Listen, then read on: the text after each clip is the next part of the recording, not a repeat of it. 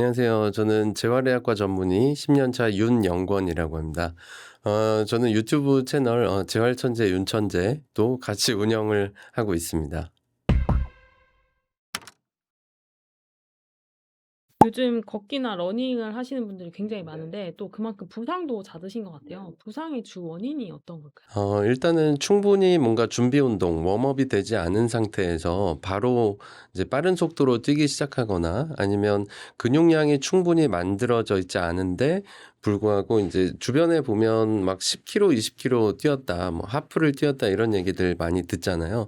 그러다 보니까 과도한 욕심을 내서 거리 욕심, 속도 욕심 이런 걸 내면서 대부분 뭐 종아리 근육에 뭐 부분 파열이 온다든지 아니면 근육 긴장도가 너무 세져서 뭐 근육이 올라온다든지 하는 대부분 이제 근육 부상 또는 너무 과도한 거리를 하다 보니까 이제 그리고 뭐 미드풋, 하인드풋 이게 이제 적절히 뭔가 교차되지 못하고 발바닥에 또 과부하가 가면서 족저근막염이 오기도 하고요. 대부분은 뭔가 준비되지 않은 나의 몸 이게 원인이다라고 할 수 있겠습니다. 그 방금 말씀해 주신 미드풋 그게 논란이 될 정도로 굉장히 화제인데 어느 발바닥이 뭐 어느 부위가 닿는 게 더 좋다고 할 수 있을까요? 일단 미드풋이라는 게 이제 발바닥의 중앙부터 착지를 하는 거여서 중앙부터 착지를 하면은 여기 끝에 발가락으로 치고 나가는 거를 조금 더 빨리 가져갈 수 있기 때문에 이제 추진력이 더 좋다. 뭐 이렇게 얘기를 하는데 사실은 이전에 저도 뭐 황영조 선수님이 한 그 영상을 본 적도 있고 저희가 의학적으로 봤을 때도 사실은 우리 몸이 직립보행을 하기 시작하고 또 우리 발이 고안된 형태가 다 이유가 있는 것이거든요. 그래서 제 생각에는 미드풋을 할 경우에는 족저근막에도 무리가 많이 올 수 있고 그리고 종아리 부상이라든지 근육 파열도 훨씬 더 높은 빈도로 일어난다고 돼 있어서 뭔가 추진력과 같은 장점은 있지만 미드풋은 일반인들은 하지 않는 것이 좋겠다. 네, 하인드풋이라고 해서 이제 뒤꿈치가 뒤쪽에 둥글게 생겼는데 그냥 생긴 대로 둥글게 가면서 이 족저근막의 텐션을 너무 주지 않으면서 앞쪽 후어풋으로 넘어가는 그 일반적인 패턴이 더 좋을 거라고 생각합니다. 축구 국가대표팀 주치의로도 활동하셨는데 인제 많이 뛰고 많이 달리는 인제 선수들은 어떤 부상이 좀 많은 편인가요? 이제 축구 경기에서 일어나는 부상의 빈도를 이제 논문이 나온 적이 있어요. 근데 압도적으로 많은 게 역시 발목 부상이고, 그리고 무릎 부상, 그리고 고관절 부상, 뭐 종아리 근육 부상 이런 정도로 있는데 역시 압도적으로 많은 건 발목 부상입니다. 그럼 그런 부상을 방지하기 위해서 뭐 어떤 동작에 스트레칭을 한다거나 요런 주의하는 뭐 준비 자세 신경 쓰는 부분이 있으실까요? 네. 아무래도 이제 그 또 잔디의 저항값이 크고 또 축구를 하는 경우나 그 신발이 또 이렇게 스파이크화라고 해서 신발이 잘 구부러지지 않는 그런 부하가 큰 운동화들을 신고 하기 때문에 아무래도 종아리 근육에 가장 부하가 많이 오게 되죠.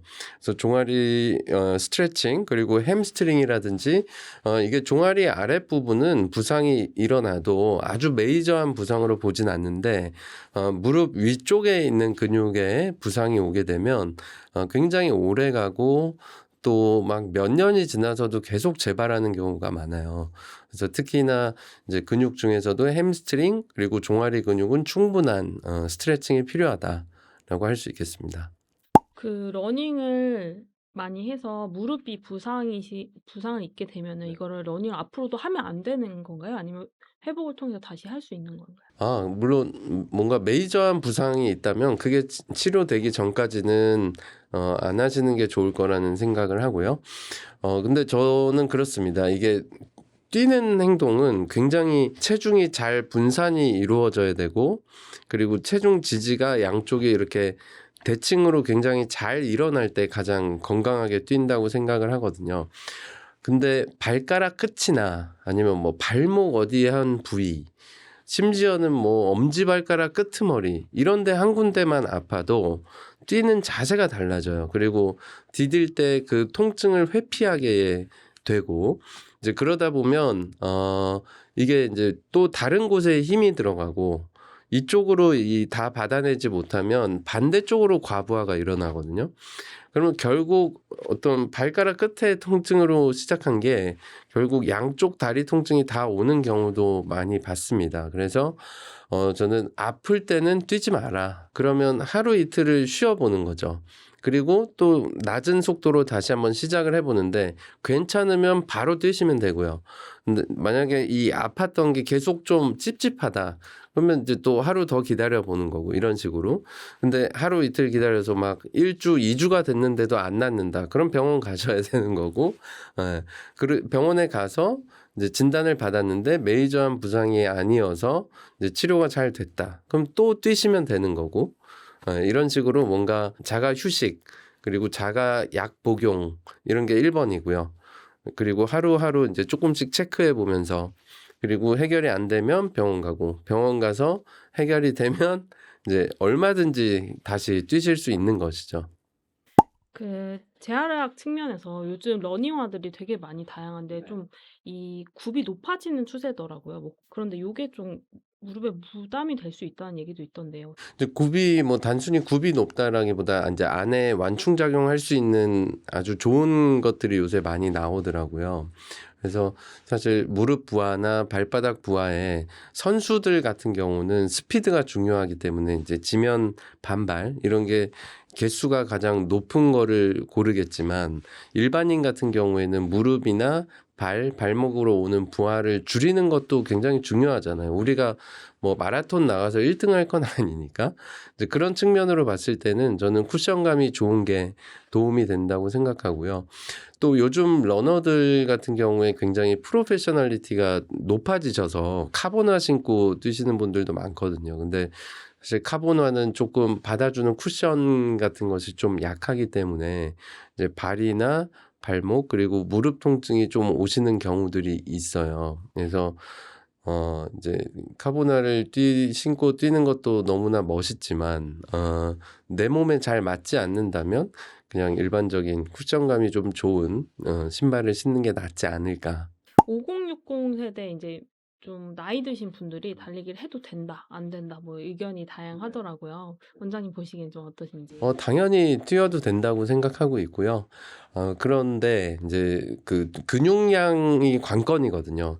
무릎을 둘러싸고 있는 대퇴사두근과 햄스트링 근육이 약한 분이 그리고 약간 과체중인 분이 만약에 근육량이 적은 상태의 과체중인데 어느 날 갑자기 뛴다.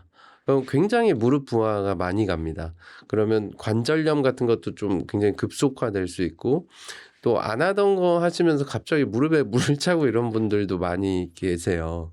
그러니까 어느 날 갑자기 하지 말고 내가 러닝을 하고자 한다면 과체중이신 분들은 조금 줄여서 시작을 하시고 또 기초 근육량이 너무 없으면 이제 허벅지나 이제 종아리 쪽에 선행해서 근육량을 조금 키우고 시작하시는 거를 추천을 드립니다.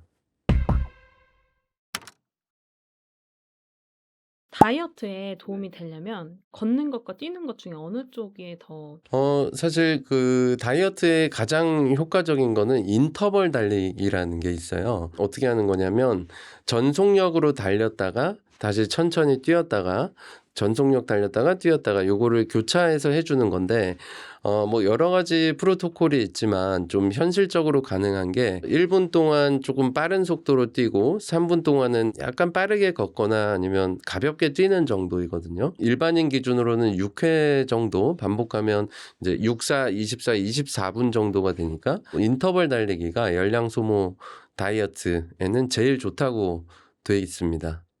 요즘 그 만보걷기 운동하는 분들이 많은데 요런 게 건강에 도움이 되는지 재활의학 측면에서 어떤지 얘기 한번 부탁드립니다. 물론 뭐 걸음걸이는 아주 좋은 운동이죠. 좋은 운동이지만 마냥 만보를 그냥 평탄한 어떤 호흡으로 또 평탄한 심박수로 걷는 것보다는 조금 내가 좀 숨이 차다는 느낌 내지는 땀이 나는 느낌까지는 좀 가져가는 게 좋을 것 같아서 트레드밀 기준으로 한 7에서 8 정도 아주 좀 가볍게 뛰는 느낌 하는 게 마냥 걷는 것보다는 좀 낫지 않을까. 이제 많이 걷는다는 거의 기준이 이제 사람마다 다 다르고, 그리고 대부분의 부상은 이제 거위발 힘줄염이라든지 아니면 장경인대 마찰 증후군이라든지 이런 게 속도를 좀 높일 때 발생을 합니다. 거위발 힘줄염은 무릎의 안쪽 부분이 굉장히 날카롭게 아픈 것이고요.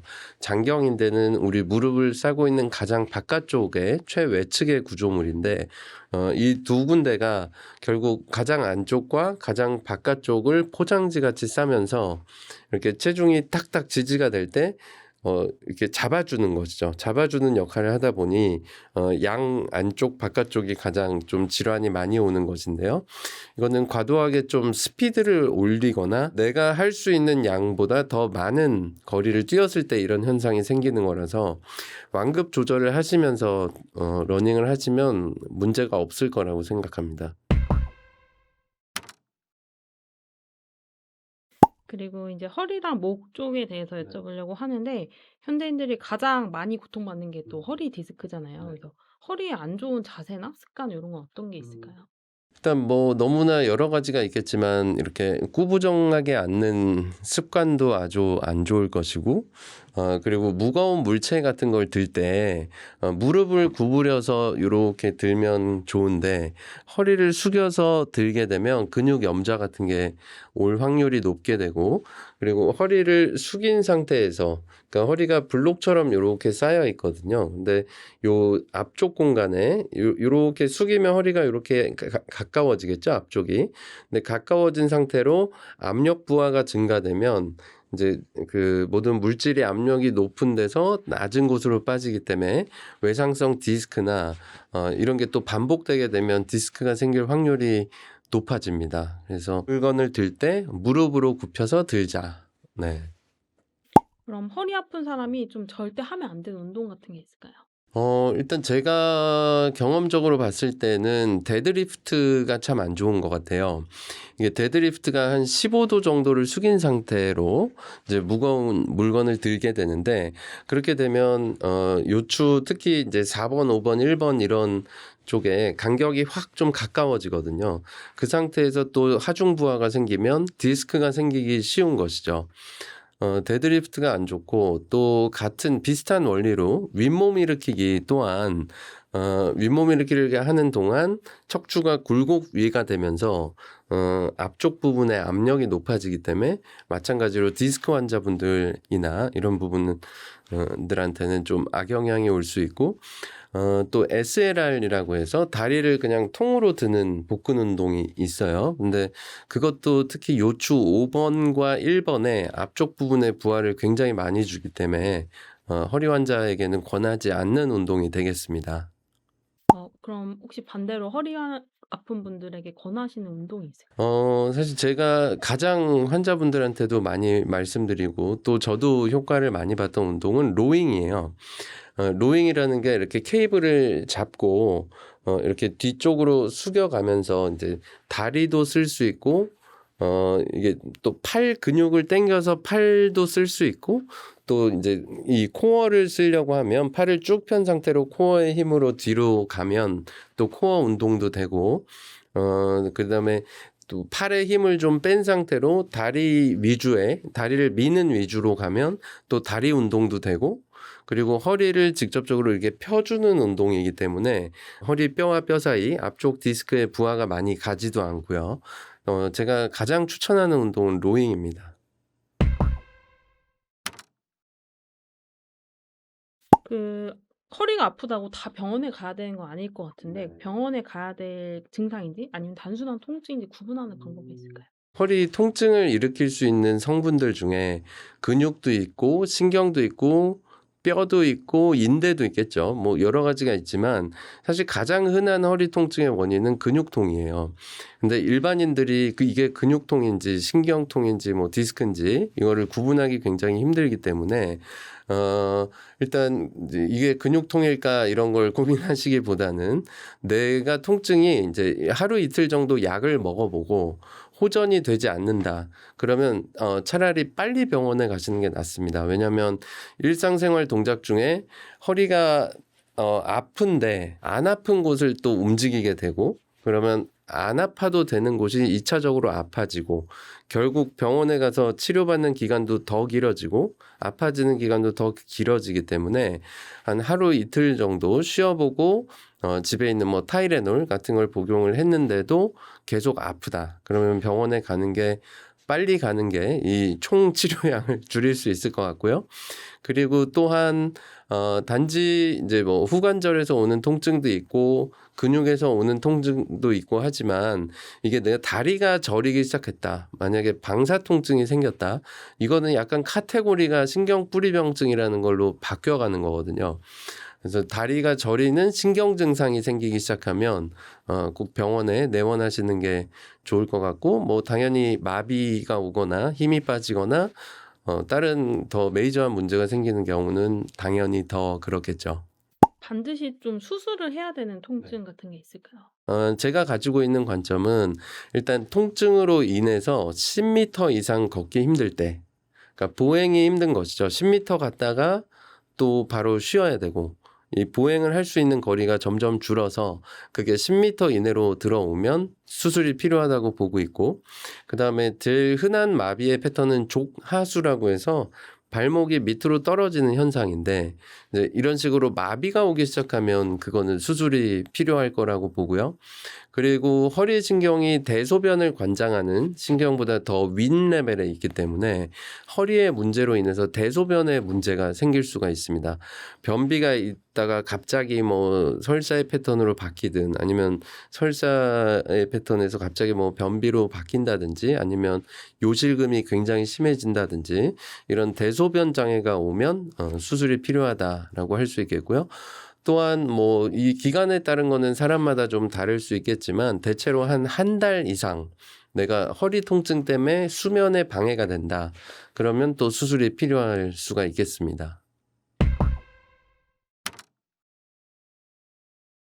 원장님께서 그 성장 치료도 하고 계신 걸로 봤는데 사실 성장이 치료가 가능하다는 것 자체가 되게 또 새로운 분도 계실 것 같아요. 그래서 성장 치료의 개념이랑 또 아이들이 키를 키우는 방법이 어떤 게 있는지 설명 부탁드립니다. 사실 성장은 그냥 유전이거든요. 거의 99% 유전이다. 이렇게 보면 가장 정확한 얘기고요. 그렇지만 유전인 거는 알겠는데 이제 내가 갖고 있는 어떤 유전자 내에서 최대한 클 수 있는 방법이 무엇이냐. 키가 저신장으로 전체 3%일 미만, 그러니까 100명 중에 3등 이내에 들어가면 이제 저신장증이라고 해서 그럴 때는 뭔가 이유가 있을 수가 있거든요. 성장 호르몬이 뭔가 머리의 문제로 인해서 덜 분비가 될 수도 있고 또 성장 호르몬이 잘 나옴에도 불구하고 뭔가 소화 당뇨라든지 그러니까 이게 성장 호르몬하고 하나의 수용체를 놓고 의자 뺏기를 하는 다른 호르몬들이 좀 있습니다. 다른 물질들이 있는데 의자 뺏기를 하는 그 물질들이 증가해 있으면 성장 호르몬이 의자에 앉을 수가 없기 때문에 이제 이런 종류가 만약에 있다면 이런 위험 요소 그리고 성장 저해 요소를 제거해 주는 게 성장 치료가 될 것이고요. 우리가 흔히 이제 하는 그런 성장 호르몬 치료, 이거는 정상적으로 커가는 아이를 조금 키를 더 키우고 싶어서 부스터 할 때 사용하는 성장 호르몬인데, 이거를 성장 치료라고 잘 표현하지는 않는 것 같습니다. 그럼 이거를 이제 판단하기 위해서 성장판 검사라는 걸 하는 것 같은데 요거는 언제 하는 게 제일 좋은가요? 골든타임이 있나요? 제가 생각하는 골든타임은 여아 기준으로는 7에서 8세, 그리고 남아 기준으로는 8에서 9세가 될 것 같고요. 보통 사실 한 10살에서 11살 정도까지는 여자아이들이 키가 더 큽니다. 평균치를 봐도 더 커요. 그래서 여자아이들이 더 빨리 크고 그리고 이제 초경이라든지 2차 성징이 또 오고 나면 뭔가 조숙 같은 거를 해결하기도 좀 힘들고 하기 때문에 여러 가지 치료적 옵션을 가지려면 여자아이들은 한 7, 8세가 적당할 것 같고 남자아이들은 그거보다 한 1년 정도 늦은 한 8, 9세 정도가 좋을 것 같고 그리고 어떤 키가 크는 패턴에 따라서는 1년에 6cm로 보는 경우도 있고 4cm로 보는 경우도 있는데 그 이상 성장하지 않을 때 또 체크가 한번 필요할 수 있을 것 같습니다. 그럼 이렇게 성장 호르몬을 통해 가지고 최대 몇 센티까지 클 수가 있을까요? 사실 그거는 예측이 불가능한 것이고요. 이제 성장 호르몬을 키를 키우기 위한 목적으로 약제가 개발될 때 했던 스터디는 한 사람을 놓고 이 사람을 일생에 거쳐서 성장 호르몬 치료를 해보고 또 한 번은 안 해보고 이러면 가장 정확하겠죠. 근데 그런 스터디 디자인 자체가 불가능하기 때문에 다 거의 일란성 쌍둥이를 대상으로 스터디가 되어 있습니다. 그래서 쌍둥이 A, B가 있는데 대부분 이제 통계적으로는 쌍둥이는 거의 비슷하게 크거든요. 근데 한 친구는 요 치료를 해보고 한 친구는 안 해봤을 때 얼마나 차이가 있느냐는 걸로 데이터를 보는 건데 그냥 유의미하게 큰다라는 것만 되어 있지 몇 센치가 큰다 이런 거는 사실 검증하기 힘든 영역인 것이죠. 혹시 이런 치료가 아니더라도 그 아이들 키를 크게 하는 데 도움이 되는 습관이나 운동 이런 게 좀 있을까요? 어, 사실 키를 키우는데 가장 중요한 게 성장 호르몬이 정확한 타임에 많이 분비돼서 그게 최대한 수용체에 많이 부착되게 하는 게 가장 많은 숙제거든요. 그러려면 첫 번째 성장 호르몬의 피크 타임이 밤 10시에서 새벽 2시까지로 되어 있어요. 근데 요즘 아이들이 뭐 10시에 자나요? 잘 안 자죠. 그래서 잠을 그때 자라고 하는 건 조금 무리가 있는 것 같고. 그래서 내 아이가 그냥 할 수 있는 한 최대한 좀 빨리 재우는 거. 이게 1번이겠고. 그리고 이제 너무 탄수화물 같은 걸 많이 먹으면 인슐린하고 성장 호르몬이 하나의 수용체를 놓고 이제 경합을 하기 때문에 인슐린이 너무 많이 분비되지 않게 탄수화물을 좀 줄여주는 게 좋은데 사실 아이들 같은 경우는 저 같은 경우는 너무 먹는 걸 제한하거나 이런 거에는 좀 반대이거든요. 하지만 야식에 대해서는 좀 얘기가 다른 것 같아요. 한 밤 10시가 넘었는데 야식을 먹는데 차라리 뭐 돼지고기나 단백질을 먹어라 이렇게 얘기를 하고요. 10시가 넘었는데 라면을 한 그릇을 먹는다. 그럼 굉장한 탄수화물이 복용이 되기 때문에 성장에 좀 방해가 될 것 같아요. 그래서 탄수화물을 줄여라. 그리고 야식을 줄여라. 이것도 다 못하겠으면 야식 중에서 탄수화물을 줄여라. 이게 좀 좋은 방법이 될 것 같아요. 그 나이 들수록 사실 성장이 되는 건 아니지만 그래도 근육이 나이 들수록 더 중요해진다고 요즘 많이 나오는데 노후화를 좀 지연하고 노후에 좀 꼭 해야 되는 운동이나 습관은 어떻게 있을까요? 노화를 지원하려면 제일 중요한 게 이제 그런 근육량이거든요.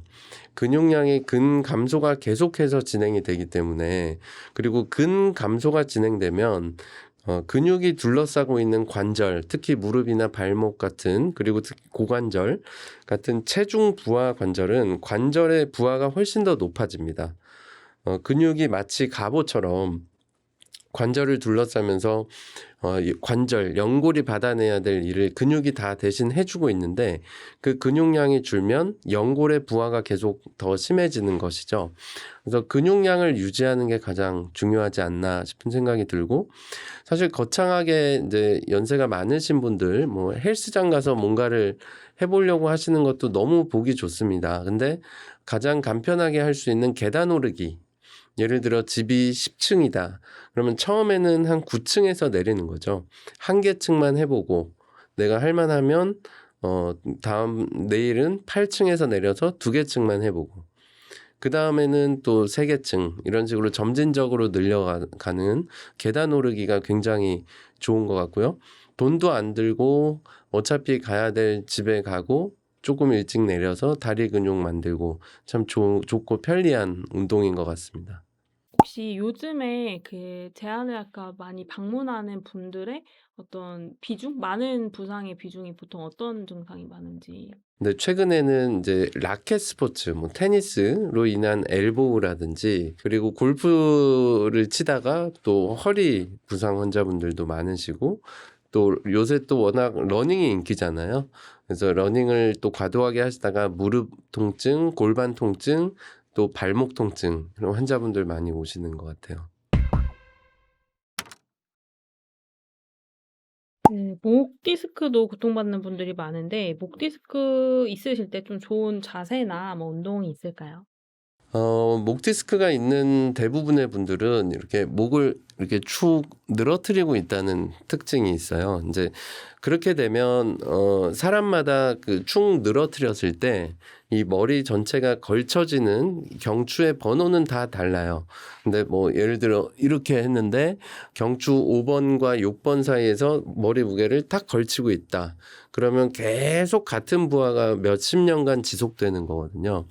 이제 그렇게 되면 시간이 흐르면 반드시 디스크로 바뀔 수밖에 없고, 그래서 이렇게 이제 거북목을 한 채로 장시간 뭐 컴퓨터를 한다거나 이런 자세가 제일 안 좋을 것 같고, 여기서 턱만 좀 당겨주면 되거든요. 턱을 당기고 목의 뒷근육에 약간 힘이 들어가는 느낌만 가지시면 요렇게 해서 엑스레이를 찍으면 요렇게 할 때보다 훨씬 더 C커브가 예쁘게 만들어집니다. 그래서 턱을 좀 당기고 뒷근육에 약간을 수축력을 느끼면서 앉는 자세가 좋다. 그리고 또한 이제 날개뼈 뒤쪽에 있는 근육들이 뭐 능형근이라든지 중부 승모근 이런 근육이 있는데 그 근육들이 제대로 일을 하지 못하는 분들이 상부 승모근이나 경추부 근육이 약해지세요, 대부분. 그래서 날개뼈 운동을 많이 하는 것도 하나의 팁이 될 수 있을 것 같습니다. 테이블을 이렇게 높이 들어서 좀 목을 이렇게 위로 향하게 하는 그런 기구들이 있는데 그런 것도 도움이 될까요? 그거는 이제 유럽에서도 현재 많이 쓰고 있는데 스탠딩 체어라고 해서 이제 계속 그 척추 각도 조금 더 세우고 그리고 이제 경추 각도 이렇게 뭔가 위에서 조금 내려다볼 수 있는 이런 환경을 만들어 주는 것인데 그게 처음 생길 때는 오래 앉아 있는 게 허리에 안 좋기 때문에 이제 조금 이제 서서 일하는 패턴을 가져가자라고 해서 저는 굉장히 도움이 된다고 보고 있습니다. 그리고 목 디스크 때문에 담이 오거나 두통이 심한 분들이 어떤 치료가 가능할까요? 사실 목 디스크 때문에 두통이 오는 경우는 우리 그 경추에서부터 4번을 기점으로 해서 4번 신경은 승모근 쪽으로 평행하게 가고요. 5, 6, 7, 8은 등 그리고 팔 밑으로 내려가고요. 경추 3번 위로는 위로 올라갑니다. 그래서 사실 경추성 두통이 있는 분들은 경추 4번 위쪽에 디스크가 있으신 분들이 꽤 많으세요. 그거는 경추성 두통이라고 하고 이런 경우에는 말 그대로 경추를 치료해줘야 두통이 좋아질 것이고요. 그리고 또 편두통의 패턴 중에 이제 경추성 두통 말고 이 주변 승모근이라든지 이 두피를 둘러싸고 있는 요 뒤통수에 있는 근육들도 있고 이 근육들이 짧아지고 뭉치고 경직되게 되면 후두부로 가는 머리로 가는 신경이 근육에 또 압박이 될 수 있어요. 그래서 이럴 때는 근육의 곽인장을 풀어주기 위해서 이제 보톡스로 근육을 좀 이완해 주는 치료를 시행을 하기도 하고요. 같은 두통이라는 단어 안에 굉장히 비슷하지만 다른 원인이 있기 때문에 그 원인에 맞게 치료를 하는 게 가장 중요할 것 같습니다. 베개 많이 찾으시잖아요. 목 네. 디스크 있는 분들이 좀 어떤 베개가 저도 이제 베개에 굉장히 관심이 많아서 예전엔 제가 베개 회사를 차려볼까 하는 생각도 했었어요. 그리고 저도 이런 거 저런 거 다 써봤는데 이게 낮은 게 좋다, 높은 게 좋다 이런 건 별로 무의미한 것 같더라고요. 그래서 제가 예전에 이제 베개 회사를 한번 만들어 볼까 해가지고 이제 3cm서부터 3cm, 5cm, 7cm, 9cm 그리고 뭐 오목한 거, 볼록한 거 다 만들어 보고 적용을 해봤는데 그 사람마다 경추 구조가 좀 다르고 잠을 자는 습관이 다르다 보니까 그냥 내가 이거를 해보고 가장 편안함을 느껴지는 베개가 가장 좋은 베개다. 그래서 이거를 딱 뭐 어떤 베개가 좋다라고 얘기하기가 굉장히 힘든 것이더라고요. 그 목 디스크의 그 대부분이 인제 뭐 사무실로 인해서 뭐 사무실 업무로 인해서 많이 오실 것 같은데 그거 외에도 좀 이유가 되는 경우가 있을까요? 좀 특이한? 그 운동을 하실 때 오버헤드 운동을 하시는 분들 있잖아요. 근데 이런 운동을 하다가 이게 피곤해지면 이거를 이렇게 승모근과 목 근육을 사용해서 들어 올리시는 거예요.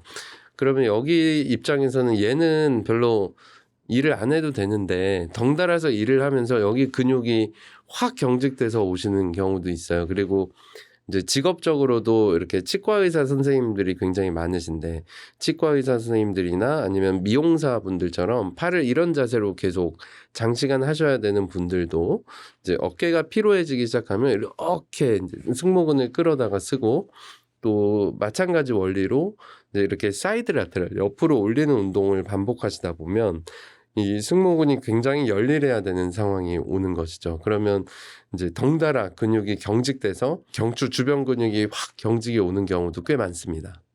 이렇게 몸을 좀 거꾸로 해서 목을 좀 뺀다든가 아니면 목 겨nin기라든가 이렇게 민간에서 이뤄지는 어떤 여러 스트레칭 도구들이 많은데 그런 것도 써도 괜찮은가요? 아니면 좀 위험한 편? 사실 거꾸리는 저는 원리는 굉장히 찬성을 하고 있고요. 좋은 원리라고 생각을 하는데 이게 근데 부상이 생각보다 많으세요. 왜냐하면 거꾸리에 굉장히 익숙하신 분들은 이렇게 휙 해서 휙 내려갔다가 쭉 늘리고 휙 이렇게 하시는데 이게 익숙하지 않은 분들은 이게 하다가 허리에 힘을 주면서 염좌 생기는 분들이 생각보다 많습니다. 그러다가 이제 한번 딱 삐끗하니까 거꾸리가 이제 무서워지고 이런 분들이 꽤 있어서 조금씩 점진적으로 한번 경험을 해보시고 각도에 대비하면서 다치지 말게 해야 되겠다라는 생각이 듭니다. 그 승모근 쪽 근육이 뭐 우울증에도 연관성이 있다 이런 말씀 해주셨는데 어떤 내용인지. 그 부분은 이제 직접 연관이 있는 것은 아니고, 그 두통이 있는 분들이 이제 이 두통이 어디서 오는지를 모르는 경우가 굉장히 많아요. 왜냐하면 저희 파트에서 보고 있는 이제 승모근 경직 때문에 이제 전체 후두부 근육 그리고 관자놀이 쪽 근육이 경직되면서 오는 후두신경통이란 카테고리는 사실은 배제 진단이란 진단을 하는 영역이거든요. 이게 무슨 말이냐면 이런 패턴의 통증이 있는데 그래서 머리를 검사해 봤어. 근데 머리도 이상이 없대요. 머리 뭐 MRI랑 뇌혈관 검사상 이상이 없대요. 그리고 또 턱관절이 아파서 또 치과에 가서 파노라마 CT를 찍었는데 치과에서 이상이 없대요. 그리고 눈이 아파. 그래서 안과에 가서 안압을 측정했는데 안압도 정상이라고 합니다. 이렇게 되면 이것도 아니고 이것도 아닌데 나는 왜 계속 두통이 있을까 하면서 또 타이레놀을 먹어도 듣지도 않고 이제 그러다 보니까 전반적으로 이 두통이 안 겪어본 사람은 잘 모를 정도로 굉장히 극심하거든요. 이 두통이 계속되니까 이게 이제 우울증의 사이클로 빠지는 거죠. 우리가 흔히 뭐 대부분의 질병은 여기가 아프면 여기가 이러이러해서 아파요 이렇게 딱 답을 내리잖아요. 근데 이렇게 배제 진단을 통해서만 최종 진단을 남길 수 있는 케이스 같은 경우에는 이제 그런 과정이 굉장히 오래 걸리는 것이고 또 이 치료를 하거나 이 진단을 하는 병원을 찾기도 조금 힘든 부분이 있어요. 그러다 보니까 과연 나의 이것은 무엇일까 하면서 이제 제가 뵙는 환자분들은 유병 기간이 막 20년, 30년 이렇게 되면서 이게 나을 수 없구나 이런 생각이 드시면서 이제 전반적으로 우울감이 이제 쌓이시는 거죠. 그럼 그런 분들이 승모근 뭐 보톡스나 이런 치료를 받으면 조금 해소가 되시는 편인가요? 제가 치료를 한 데이터로는 10명 중에 9명은 거의 좋아지시는 것 같고 이게 갖고 있던 어떤 근육의 경직도, 긴장도가 너무 높은데 처음에 그게 확 해소가 되면 엄청 기뻐들 하세요. 그래서 이제 저도 이 치료를 하면서 저도 놀랄 정도로 굉장히 효과가 좋아서 환자분들한테 도움을 드리고 있다고 생각을 하고 있습니다.